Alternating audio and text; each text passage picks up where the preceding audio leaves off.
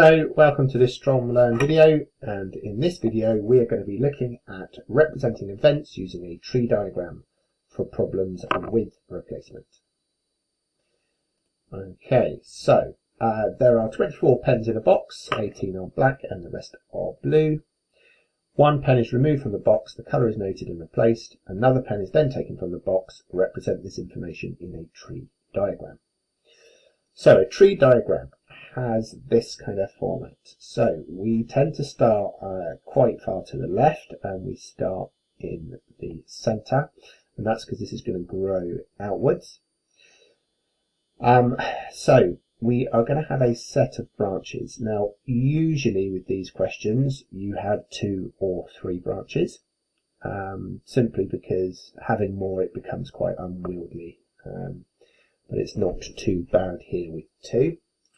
And what we do is we label those branches with the outcomes of the event. So the possible outcomes here are we get a black pen or we get a blue pen. So I'm going to label one black and one blue. And also above that I'm going to label the event. So the event is taking a pen, so first pen. Now on the branches I'm going to label the probabilities. You can use decimals or fractions or percentages. We tend to not use percentages very often. Fractions is generally quite nice because we want to be exact here, and it's easier to be exact with fractions than it is with decimals. So there's 24 pens in total and 18 are black. So 18 out of the 24 are black. Now if there's only 24 pens and they're all black or blue, then the other 6 must be blue. Okay, we can double check. Does that add up to 1? Yes it does, and these are mutually exclusive outcomes. Okay, because we can only deal with tree diagrams where the events or the outcomes we're recording are mutually exclusive. Okay, so it then says the pen is replaced and then another pen is taken. So what I'm going to do now is I'm going to have a second pen. They can still be black or blue.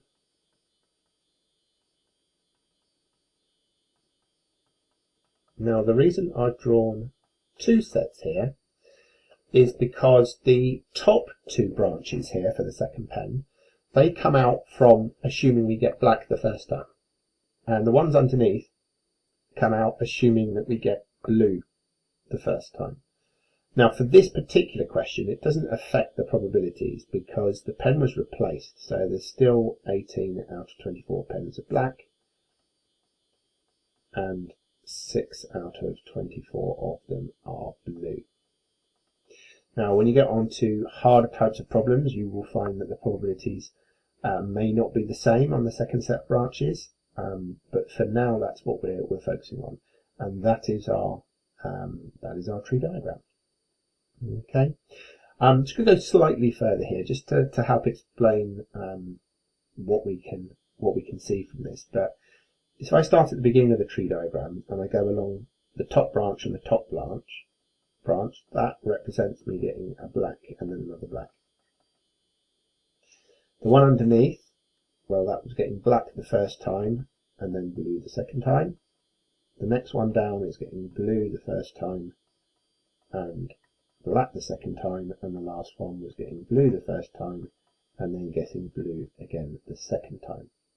So there's 4 possible outcomes I can get when we take 2 pens like this. They can be both black, black then blue, blue then black, or both blue. In the next video we're going to look about using these to start working out some probabilities, but for now in this video we're just focusing on the construction of the tree diagram and making sure we get the structure right. So here are some questions you can have a go at. So this first set, figure out what's wrong with these tree diagrams. Okay, and here are the answers. And then here are some for you to construct. I haven't got the answers for these because they just take up a lot of room.